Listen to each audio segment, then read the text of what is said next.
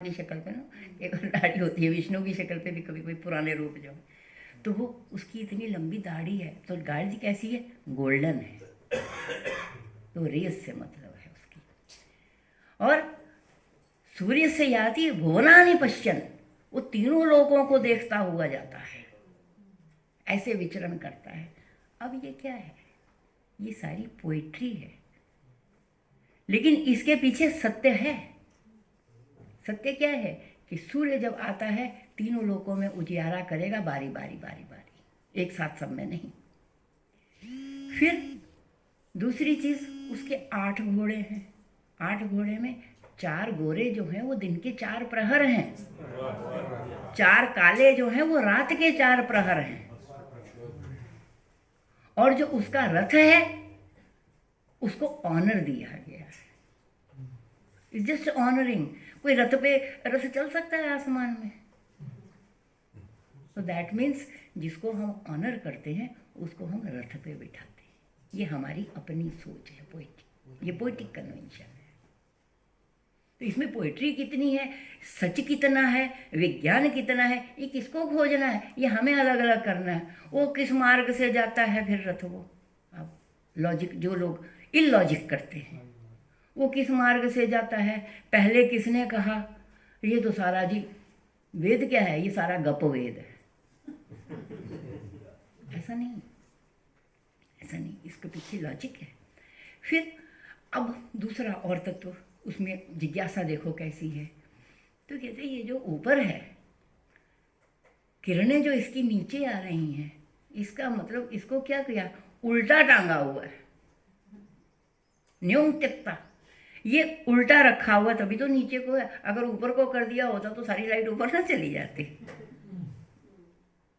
तो कहते हैं इसने, इसको क्या हुआ है, न्यूं तक, परमात्मा ने इसको उल्टा टांगा हुआ है ताकि इसकी सारी रश्मियां हमें नीचे को मिले। फिर सवाल उठा कि अगर ऐसा टंगा हुआ है तो कतमेन बद्धा, किस रस्सी से बांधा इसको,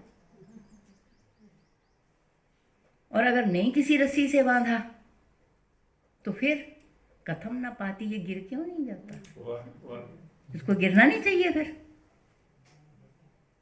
अगर किसी रस्सी से बांधा नहीं है तो फिर इसको गिरना चाहिए। तब वहां पे फिर साइंस आती है, नहीं कोई ग्रेविटेशनल पुल पुश होते हैं। ये साइंस है, जिनको समझ में आएगी फिजिक्स, वो लोग इसको फिर वैज्ञानिक देखेंगे इसको। लेकिन ये वैज्ञानिकता नहीं थी, ऐसा नहीं है, सवाल उठे हुए हैं वहां। सेब नीचे गिरता है सब जानते हैं, लेकिन जिसकी ऑब्जर्वेशन होती है वो न्यूटन बन जाता है। सबको पता है ग्रेविटेशनल पुल है, जो ऊंचा गिराओगे, सेब पहले भी ऊपर ही नीचे ही गिरता था, सेब आज भी नीचे ही आता है गिर करके पेड़ से। उसके बाद ऐसा नहीं कि उड़ गया हो कहीं इधर उधर, नहीं, फिर भी नीचे ही आना है उसको। लेकिन न्यूटन तो एक पैदा हुआ, पता तो सबको था, लेकिन वो थ्योरी को नहीं बना पाया सब कोई। जिसका चिंतन है, जिन्होंने सोचा है, जिन्होंने उसका मनन किया है, जिन्होंने उसकी फ्रीक्वेंसी नापी है, जिन्होंने उसको देखा इतना मास होगा तो इतना ग्रेविटेशनल पुल पुश होगा, इतना मास होगा तो इतना होगा, रुई उड़ जाएगी, सेब नीचे गिरेगा, है ना। तो ये चिंतन जो है ये ऋषियों ने किया। तब उन्होंने जो चिंतन किया, उन्होंने कहा कि ये तत्व तो है, ये सत्य तत्व है, इसको सत्य कहना चाहिए, क्योंकि ये शाश्वत है, ये हमेशा रहने वाला है। ये आज युग में है तो कल में खत्म हो जाए, ऐसा नहीं। दूसरा तत्व ये है कि ये हमारे लिए उपयोगिता इसकी बहुत है। सर्दी में त्राही त्राही हो जाती है धूप के लिए, गर्मी में त्राही त्राही हो जाती है पानी के लिए। तो ये सारे जो हैं तत्व, 5 तत्व, ये शाश्वत है, ये हमारे जीवन के लिए बहुत उपयोगी है। तो यहाँ से उपयोगिता मूलक दृष्टि पैदा होती है, और ये उपयोगी हैं तो क्या होंगे, ये हमारा कल्याण करेंगे। तो कल्याण तत्व का नाम है शिव। जो कल्याण करता है समाज में, वो तत्व है शिव। शिव तत्व है ना, शिव, शिव कहते हैं कल्याण को। या वै शांतम शिवम वाचः ततसाम, जो शांत और करने वाला और शिव कल्याणकारी वाक्य है वही, उसी को हम साम कहते हैं, उसी की हम इच्छा करते हैं। अकल्याणकारी वाक्य या अशांत करने वाला शब्द हमें कभी ग्राह्य भी नहीं है, कभी मंजूर भी नहीं है। तो शिव तत्व है कल्याण के अर्थ में। तो ये सारे जो फिनोमिना है ये सारे कल्याण करने वाले हैं। तो ये परमात्मा की जो कला है, जिस काव्य को कहा, इसमें पहला तो सत तत्व था, ये हमेशा शाश्वत है। दूसरा तत्व इसमें आकर के जो जुड़ता है वो शिव तत्व है कि ये परमात्मा की कला जो है ये कल्याणकारी कला है। और तीसरा सुंदर बात है, सौंदर्यपूर्ण है। इसमें सौंदर्य कैसा है? शारीरिक सौंदर्य भी है और नैसर्गिक सौंदर्य भी है। पतझड़ का पेड़ भी हमें सुंदर लगता है, क्यों? पता है ना, इस पर फिर फूल आएंगे। यही गुरु आस अटके रहो अली गुलाब के शूल, यही आस अटके रहो अली गुलाब के शूल। कहती है मेरी सखी, ये इसी आस पे जो है वो ये गुलाब जो है इसका कांटो बड़ा झाड़ जो है वो बना रहता है। यही आस अटके रहो अली गुलाब के शूल, आई है बसंत ऋतु इन डारन पे फूल। क्या बात है, वाह। तो तीसरा तत्व क्या है? एस्थेटिक, सौंदर्य। मासल भी है, भौतिक भी है, दैविक भी है और शाश्वत भी है। तीनों तरह का, आत्मिक भी है। ये सारा सौंदर्य है उसमें। तो ये सौंदर्य उसमें नहीं है, अपनी दृष्टि में भी तो है ना सौंदर्य। इसीलिए कला के ये तीन तत्व निर्धारित हो गए, सत्यम, शिवम,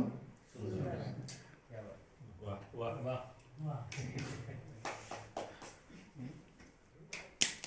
ये कला के तीन तत्व हो गए। तो परमात्मा का काव्य था।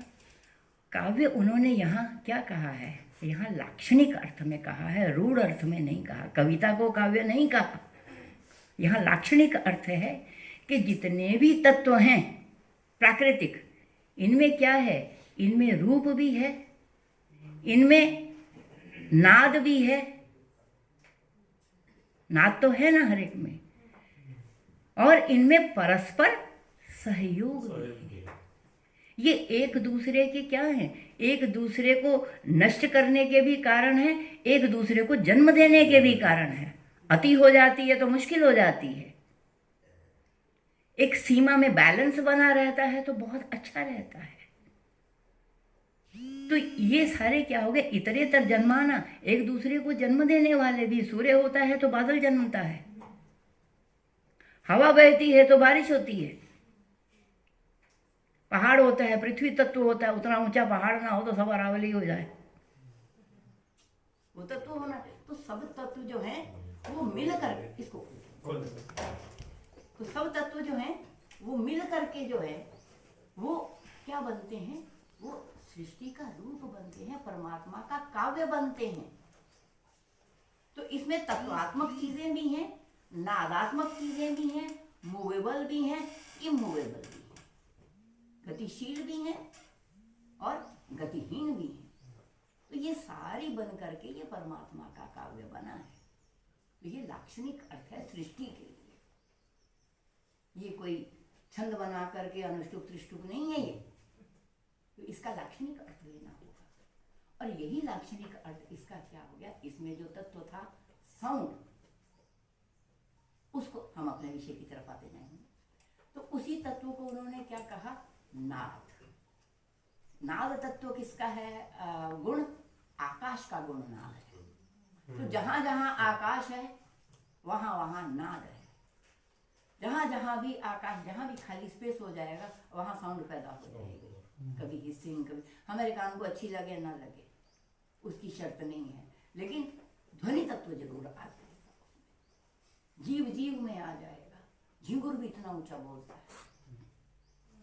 तो ये गुण जो है, ये नाद तत्व जो है, जहां जहां आकाश है वहां वहां नाद तत्व है। लेकिन सुनेगा कैसे? इसको ग्रहण कैसे करना है? क्योंकि ये भौतिक ध्वनि हो गई ना, अब पंचमहाभूत में आई है। अब ये अलौकिक ध्वनि नहीं है, ये लौकिक ध्वनि हो गई है, लोक में आ गई है। तो इस लोक को फिर ग्रहण कैसे करेंगे? लौकिक कानों से ही ग्रहण, ये कानों से ही ग्रहण